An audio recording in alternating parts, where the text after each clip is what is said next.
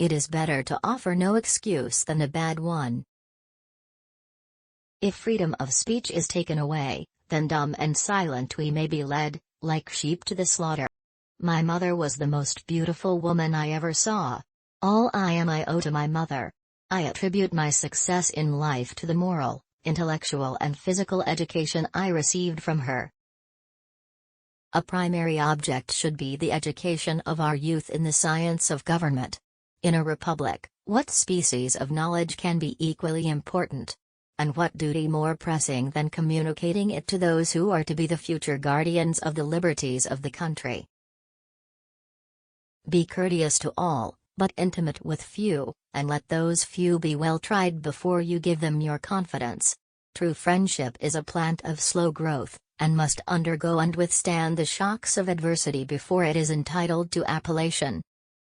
But lest some unlucky event should happen unfavorable to my reputation, I beg it may be remembered by every gentleman in the room that I this day declare with the utmost sincerity, I do not think myself equal to the command I am honored with.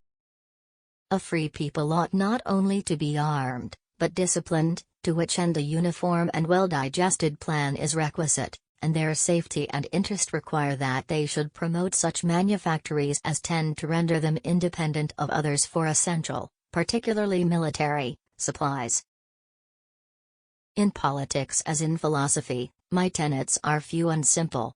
The leading one of which, and indeed that which embraces most others, is to be honest and just ourselves and to exact it from others, meddling as little as possible in their affairs where our own are not involved. If this maxim was generally adopted, wars would cease and our swords would soon be converted into reap hooks and our harvests be more peaceful, abundant, and happy. We sainted Saint Tammany, King Tamerlane III, because he embodied moral perfection and every divine qualification that a deity could possess. I hold him in higher esteem than the saints of the Roman Catholic Church. He'll forever be the patron saint of America. However, political parties may now and then answer popular ends. They are likely in the course of time and things, to become potent engines, by which cunning, ambitious, and unprincipled men will be enabled to subvert the power of the people and to usurp for themselves the reins of government, destroying afterwards the very engines which have lifted them to unjust dominion.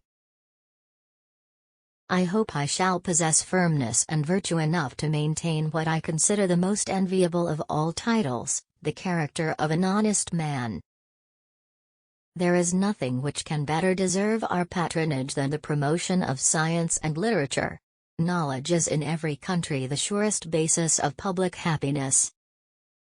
Labor to keep alive in your breast that little spark of celestial fire called conscience. Happiness depends more upon the internal frame of a person's own mind, than on the externals in the world. Experience teaches us that it is much easier to prevent an enemy from posting themselves than it is to dislodge them after they have got possession. George Washington.